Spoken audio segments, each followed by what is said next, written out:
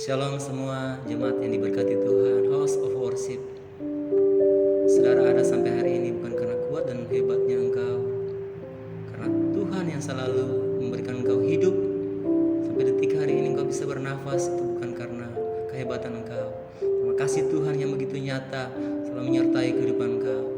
Hari-hari hidup kita dalam musim berganti musim, ingat, tetap percaya, andalkan Tuhan dalam setiap kehidupan engkau, sehingga engkau bisa melihat pemeliharaan Tuhan sempurna atas hidup engkau. Dan jalan-jalan Tuhan akan menjadi bagian hidupmu. Sukacita damai sejahtera akan menjadi bagian setiap orang yang terus mau mengasihi Tuhan. Musim akan selalu berganti.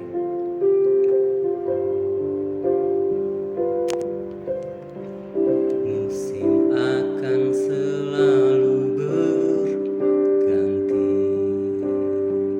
Kasih Tuhan tetap abadi, tak akan berubah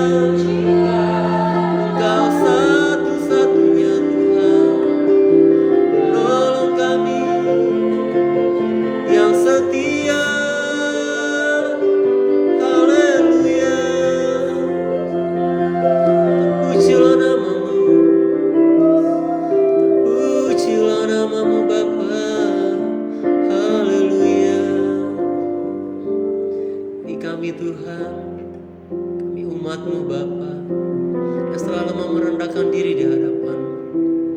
Kami tahu Bapa, setiap musim hidup kami yang Kau izinkan kami alami sampai hari ini. Ajar kami untuk tetap bersyukur dengan apa yang ada. Karena kami tahu satu-satunya yang setia, yang menolong hidup kami, hanya datang daripada Yesus Kristus yang menjamin hidup kami. Terima kasih banyak Bapa. Kami bangga punya Allah seperti Engkau. Terima kasih Tuhan. Dan saat yang terindah ini Bapa, kami hendak ditabur dengan benih firman Tuhan. Berisi hati Tuhan menjadi bagian hamba-Mu yang Kau persiapkan pada saat detik hari ini. Segala sesuatu yang hamba ucapkan, biarlah urapan hikmat daripada Tuhan, wahyu daripada-Mu Tuhan, menjadi bagian hamba-Mu. Bahkan tanah hati kami yang subur, biarlah akan ditabur dengan benih firman-Mu Tuhan, bisa bertumbuh jadi berkat bagi banyak orang untuk kemuliaan nama Tuhan. Biarlah nama-Mu disanjung tinggi, Kau dipermuliakan di dalam kehidupan kami Bapa. Ini kami Bapa, hari ini Tuhan, setiap murid Kau berikan telinga, seorang hamba Kau berikan hati seorang hamba, Kau bisa menerima setiap benih firman Tuhan. Ini kami Bapa, kami siap menyambut kebenaran firman Tuhan. Di nama yang kudus kami berdoa dan bersyukur. Haleluya. Sama-sama katakan amin. Salam sejahtera Bapak Ibu, jemaat yang dikasihi dan yang mengasihi Tuhan. Untuk kesempatan sharing saat ini saya akan membagikan nilai reborn atau lahir baru sesi yang kedua. Di mana sebelumnya poin dari nilai reborn yang sudah saya bagikan adalah tentang makanan yang murni atau susu yang murni bagi Kristen yang lahir baru, yaitu firman Tuhan yang terdapat di Alkitab ya. Bisa membawa pada pengertian yang benar tentang Allah dan tentunya akan menuntun pada keselamatan dirinya. Nah, sharing kali ini adalah kelanjutan dari perihal lahir baru ya.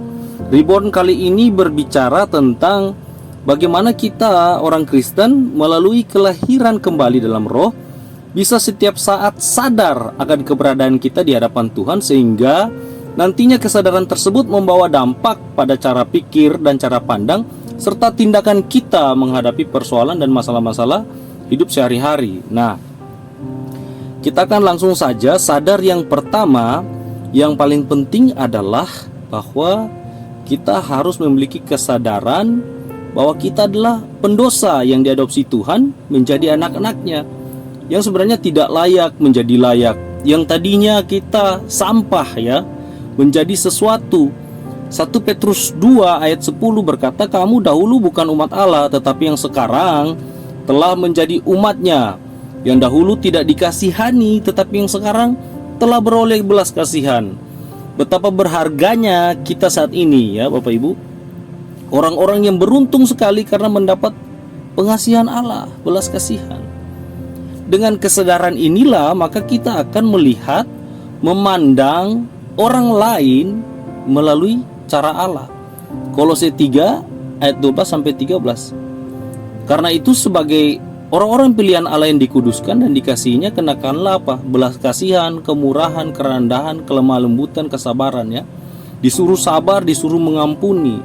Nah, kesadaran ini penting supaya kita tahu diri di hadapan Allah dan sadar betul bahwa kita tidak lebih baik dari orang lain, tetapi semua hanya karena kemurahan belas kasihan Tuhan bagi kita. Kita akan sadar bahwa pengorbanan Kristus di kayu salib bukan hanya untuk kita saja, tetapi seluruh isi dunia. Sehingga kita tidak menjadi egois untuk mengklaim bahwa Kristus mati hanya untuk gerejanya atau hanya untuk orang percaya. Tidak begitu Bapak Ibu. Kristus mati untuk semua orang. Dengan kesadaran seperti itu, maka tidak ada alasan untuk apa? Untuk membenci sesama kita, tidak ada alasan. Sebaliknya pikiran kita akan terus diperbarui, lahir baru tiap hari dalam cara pandang kita yang diselimuti oleh kasih Kristus terhadap semua orang. Ya. Jadi itu ya, yang pertama. Yang kedua adalah yang patut kita ingatkan terus, yaitu kesadaran bahwa diri kita masing-masing ini harus terus berjuang untuk mematikan hawa nafsu duniawi. Kolose 3 ayat 5 sampai 9 berkata demikian. Dan kita harus terus apa? berusaha mengenakan karakter ilahi. Kolose 3 ayat 10, 12 sampai 14 ya. Jadi kita harus mematikan karakter duniawi dan mengenakan karakter ilahi ya. Dan yang paling terakhir, ini yang paling lumayan penting karena ini adalah tingkat lanjutan bagi orang lahir baru. Kita harus benar-benar sadar bahwa kita adalah anak Allah. Kenapa? Karena kebanyakan kita orang Kristen tahu bahwa kita sudah ditebus, sudah diangkat sebagai anak Allah, tetapi dalam tindakan sehari-hari minta maaf. Tanpa sadar kita menaruh posisi kita bukan sebagai anak Allah. Bapak Ibu pasti bertanya, kok bisa? Ya, saya mengajak, ayo coba kita merenungkan.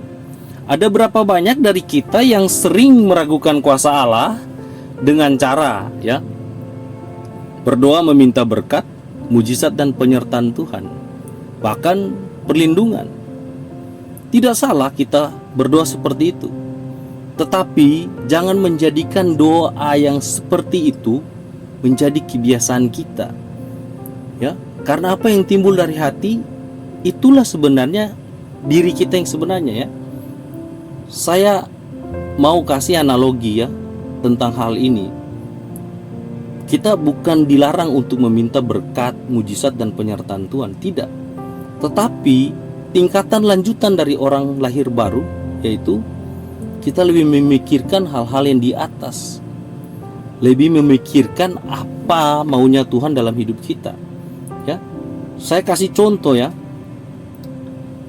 Kita itu biasanya memberikan permen atau coklat bagi anak-anak dari teman kita atau anak tetangga, di mana nantinya mereka dari pemberian tersebut ya biasanya berkata bahwa itu bapak itu baik ya, Om Yudi itu baik banget ya, begitu ya mereka biasanya berkata begitu gara-gara ya pemberian-pemberian itu. Tetapi untuk anak kita sendiri malah kalau misalkan permennya tinggal satu, udah dikasih aja ke ini, nanti gampang lah kamu. Padahal mungkin sebentar, mungkin juga saya lupa untuk memberikan ya. Anak kita sendiri kalau dia berbuat salah, maka pasti kita tegur dan kita ajar ya, untuk mengajarkan dia bagaimana harus hidup yang benar. Amsal 19 ayat 18, hajarlah anakmu selama ada harapan. Bahkan Amsal 23 ayat 13 untuk firman Allah yang hidup berkata, jangan lalai mendidik anak-anakmu ya. Disiplin tidak akan mencelakakan mereka. Jadi disiplin itu tidak akan mencelakakan mereka. Mereka tidak akan mati jika engkau memukul mereka dengan rotan. Hukuman akan menjauhkan mereka dari neraka ya. Jadi kalau kita mendidik anak kita ya harus seperti itu. Tidak juga harus terus memukul, menggunakanlah hikmat. Gunakanlah hikmat ya. Tetapi jika saudara tidak memukul karena dia kelewatan, saudara salah. Karena saya pernah memukul anak perempuan saya karena tindakannya yang sudah kelewatan. Pada saat saya pukul dia bisa berkata, Dedi jahat, Dedi jahat. Tetapi tidak menunggu besok untuk dia bisa memeluk saya kembali. Kenapa? Karena dia tahu saya ayahnya. Dia tahu benar saya sangat mengasihi dia. Dia bisa lihat saya sehari-hari. Saya pulang kantor, saya peluk dan cium dia. Saya kadang dia diam-diam, saya bawain hadiah dan lain sebagainya tanpa dia meminta. Jangan hiraukan ajaran berbau New Age, Bapak Ibu. Ini bahaya sekali. Ini akhir zaman, bahaya sekali. New Age itu tipis, yang mengajarkan orang tua untuk jangan memukul anaknya, untuk mendidik dengan alasan apa? Takut anaknya trauma dan lain sebagainya. Ya, kasihan banget. Orang Kristen akan sangat sial apabila tidak mengaplikasikan isi Alkitab dalam hidupnya. Padahal dia tahu loh, tapi tidak mengaplikasikan. Kasihan banget ya. Saya mau bertanya, siapa di luar Tuhan Yesus ya yang bisa lebih berhikmat dari Salomo sehingga membuat teori-teori pengajaran yang demikian sesat? Padahal Allah Bapa telah berkata tidak ada lagi orang yang sepintar engkau ya di bawah Tuhan Yesus ya. Sialnya ajaran New Age dipercayai kebanyakan orang yang mengaku Kristen. Nah, ini yang bahaya Bapak Ibu. Makanya hari ini mari kita bisa belajar dari Alkitab dan tahu bahwa kita sayang anak kita, maka kita mendidik dia dengan keras untuk kebaikan dia. Bagaimana mungkin Bapak yang maha besar, maha tahu, tidak tahu cara mendidik kita. Ya, Bapa menggunakan segala sesuatu untuk kebaikan kita. Roma 8 ayat 28 berkata demikian. Segala sesuatu untuk mendatangkan kebaikan bagi mereka yang mengasihi, ya, bagi mereka yang terpanggil sesuai dengan rencana Allah. Jadi apa? Intinya, berhentilah untuk bersungut-sungut dan sadarilah bahwa kitalah pewaris kerajaan Allah. Karena kita adalah anak. Anak tidak perlu macam-macam untuk mendapatkan sesuatu. Kerjakan saja bagian anaknya. Ya, saya sering bilang anak saya, kewajiban kamu apa? Dad, belajar Dad. Belajar dengar-dengaran orang tua. Itu aja yang kita kerjakan. Karena bagian terberat seperti yang saya sudah katakan dahulu, di atas kayu salib sudah dikerjakan Tuhan Yesus. Bagian kita apa? Dengar-dengaran aja. Dan teruslah belajar. Ya. Jadi kalau kita sadar kita anak, kita akan sadar bahwa kita adalah pewaris. Itulah yang harus dikerjakan oleh orang lahir baru, ya. Kita pewaris kerajaan Allah. Roma 8 ayat 17 berkata demikian. Jadi inti sharing kita saat ini adalah biarlah kita sering, sekali lagi biarlah kita sering merenungkan diri sehingga apa? Malu dan tahu diri di hadapan Allah. Karena lahir baru bukan saja sebuah anugerah Bapak Ibu untuk menerima keselamatan. Bukan hanya untuk menerima keselamatan lahir baru kita, tetapi juga anugerah untuk menderita, ya. 1 Petrus 2 ayat 21 menutup renungan kita. Sebab untuk itulah kamu dipanggil, karena Kristus pun telah menderita untuk kamu dan telah meninggalkan teladan bagi kamu, supaya apa? Kamu mengikuti jejaknya. Amin. Bapak Ibu, kita berdoa, ya.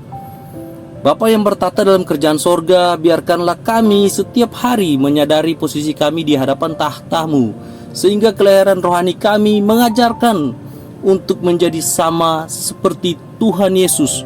Di dalam nama Tuhan Yesus Kristus kami berdoa. Amin.